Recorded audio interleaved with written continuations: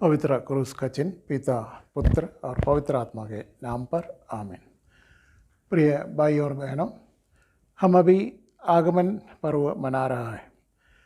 हम घर को सजा रहा है और यीशु की आगमन के दिन को इंतज़ार करते हुए इस वक्त हम तैयारियां कर रहे हैं।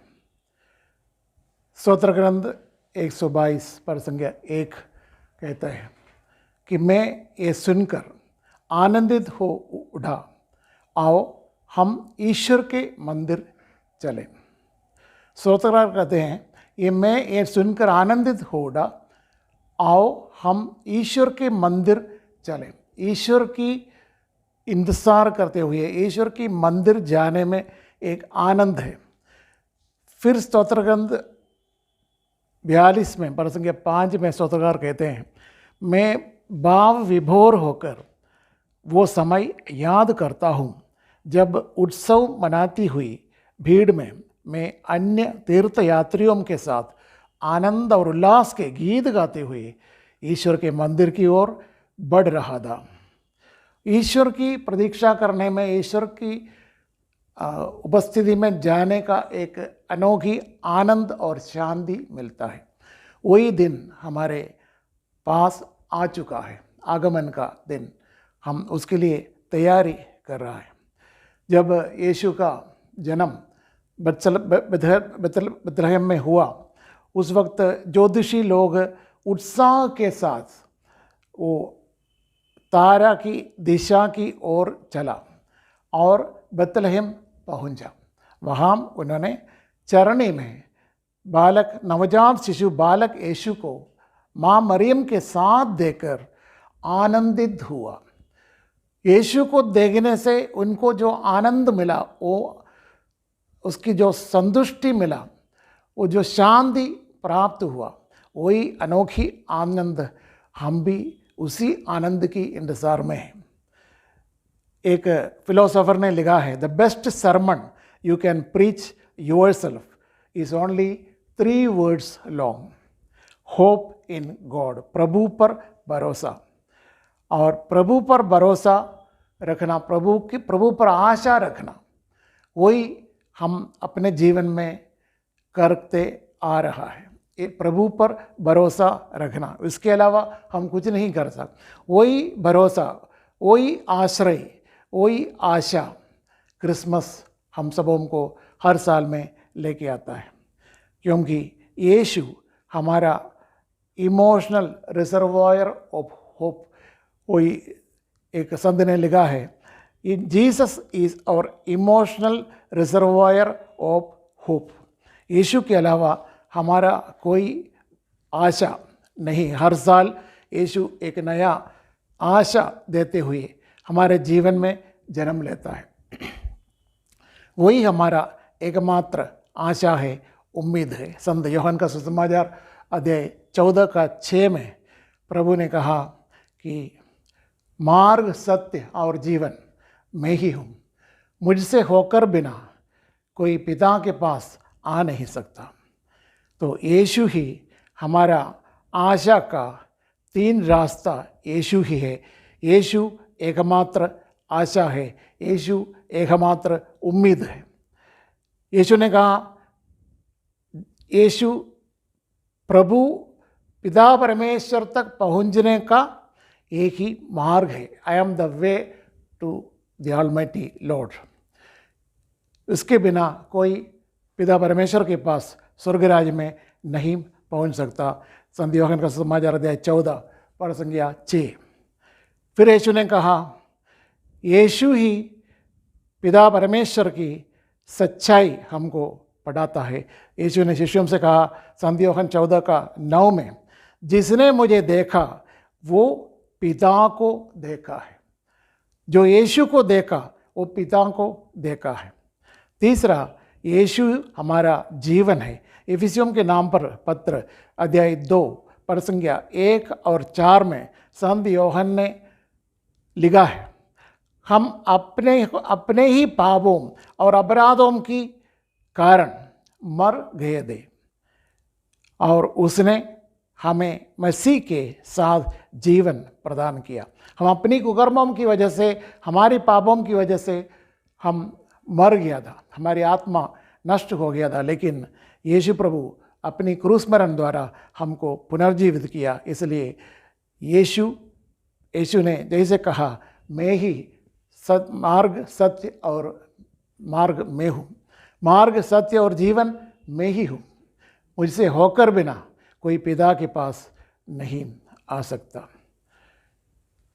यशायाह का प्रवचन अध्याय 60 में पर संख्या 1 में एक वचन है। यशायाह का प्रवचन अध्याय 60 पर संख्या 1, उड़कर प्रकाशमान हो जा, क्योंकि तेरी ज्योति आ रही है और प्रभु ईश्वर की महिमा तुझ पर उदित हो रही है। वही समय आ रहा है हमको उड़कर प्रकाशमान होना। हम हर एक व्यक्ति को अगर ज़िंदगी में प्रकाशमान होना है, वो ज्योति को प्राप्त करना है, तो हमको उड़ना पड़ेगा। हम पाप में गिरा पड़ा हुआ है। प्रकाशना ग्रंथ अध्याय 2:4 में वचन कहता है, तुम अपने परिस्थिति पर विचार करो, तुम कितने ऊंचे स्थान से गिरे हो। तो हम पाप की मार्ग में चलने की वजह से, कुमार्ग को अपनाने की वजह से हम इतने नीचे गर्त में पड़े हुए हैं। उधर से उड़ने के लिए कोशिश करने का समय है ये आगमन पर्व। वहाँ से उड़ेगा तब हम भी प्रकाशमान हो जाएगा, हम भी प्रकाशित हो जाएंगे। यीशु हमारा ज्योति बन के इस दुनिया में हर साल में आते हैं, तो वही ज्योति से हमको हमारी आत्मा को प्रज्वलित करना है, वही ज्योति हमारे अंदर आलोकित होना है, ताकि हम दूसरे के प्रति एक ज्योति बन जाएं। यशायाह नबी की इस वचन बहुत महत्वपूर्ण वचन है, उड़कर प्रकाशमान हो जा। ये आगमन के पर्व में हमको उड़कर अगर प्रकाशमान होना है, तो हम जहाँ गिरा पड़ा हुआ है वहाँ से उड़ना ज़रूरी है, उड़कर खड़ा होना है। एक नया दृष्टि के साथ उड़कर उड़ना है, मतलब एक नया दृष्टि के साथ उड़ना है। और जैसे मत्ती के समाचार अध्याय 10:48 में 48 में वचन वहाँ बर्तिमेउस जरीको की वीधि में बैठे हुए यीशु की आगमन के बारे में सुना, तो उन्होंने चिल्ला के बोला, दावीद की पुत्र मुझ पर दया कीजिए। तो वो वहाँ से उसको एक नया दृष्टि मिल गया। वही नया दृष्टि के लिए हमको उड़ना है, उड़कर खड़े होना है। एक नया दृष्टि पाने के लिए, एक न्यू विजन के लिए हमको उड़ना है, और एक न्यू मिशन के लिए उड़ना, एक नया उद्देश्य के साथ हमको उड़ना है।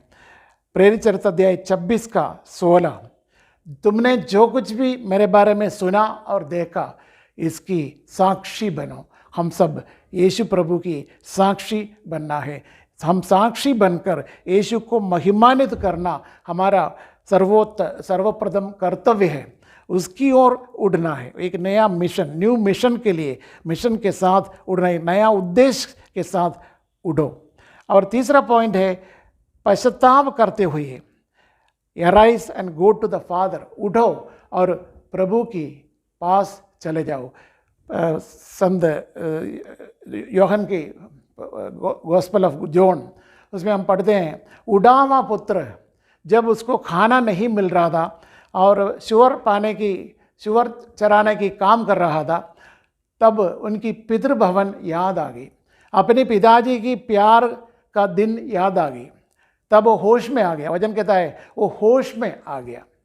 ये आगमन का पर्व हमको भी होश में आने का एक समय है।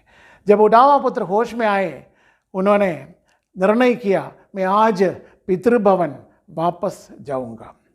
और वहाँ जाके उन्होंने पिताजी से कहा, हाँ पिताजी, मैं आपके विरुद्ध पाप किया और स्वर्ग के विरुद्ध पाप किया। वो पश्चाताप किया और वो उसके अपने पिताजी उसको पूर्ण रूप से माफ़ करते हैं। फिर एक बार उसको गला लगाते हुए अपने घर में स्वीकार करते हैं। तो हमको भी पश्चाताप करते हुए बेबीलोन को छोड़ के एक नया जेरूसलम का निर्माण करने के लिए, प्रभु की ओर अभिमुख होने के लिए उड़ना है, खड़े होना है और अंत में प्रभु के पास, प्रभु की और प्रभु की खोज में रहना है। Arise and seek your Lord. जैसे ज्योतिषी लोग यीशु से मिलने के लिए उत्साह के साथ तारे की मार्गदर्शन को लेते हुए बतलेहम पहुंच गया, वैसे ही हमको भी उड़कर यीशु की पास जाना है, यीशु को खोजना है, ईश्वर को खोजना है, ईश्वर को राज्य को खोजना है। मत्ती के समाचार अध्याय 6:33 में यीशु प्रभु ने शिष्यों से कहा, तुम सबसे पहले ईश्वर का राज्य और उसकी धार्मिकता की खोज में लगे रहो और ये सब चीज़ें तुम्हें यूँ ही मिल जाएगा। तो हमारी इस आगमन की पर्व में हम बाहर की तैयारियां कर रहा है, सजा रहा है और सब कुछ तैयारियां कर रहा है, लेकिन हमको ये हमारे अंतर्गत क्या हो रहा है, हमारे अंतःकरण में क्या हम पवित्र है, क्या हम तैयार है यीशु को स्वीकार करने के लिए, क्या हम हमारे मन, हमारे हृदय, हमारे शरीर, हमारे परिवार यीशु के लिए एक चरनी के रूप में समर्पित करने के लिए योग्य नहीं है। उसके लिए तैयारी करना है, पवित्र बनना है और हमारे जीवन को यीशु प्रभु को एक चरनी के रूप में सौंपना है। यही सही क्रिसमस का सेलिब्रेशन होगा। एक पल के लिए आंखें बंद करें, हम प्रार्थना करें। प्रभु यीशु, हम इस वक्त आगमन के लिए तैयारी कर रहे हैं।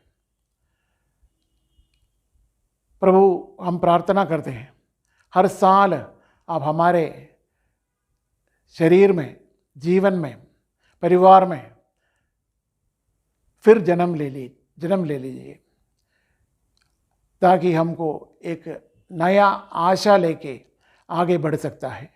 उसके लिए तैयारी करने की इस पर्व में प्रभु हमको आशीष और कृपा बरसाइए, हमारे ऊपर करुणा बरसाइए, ताकि हम वही नया उम्मीद लेके एक नया आशा को पाने की इच्छा लेते हुए आगे बढ़ सकता है। उसके लिए आपकी कृपा और आशीष मांगते हुए पिता, पुत्र और पवित्र आत्मा के नाम पर आमीन।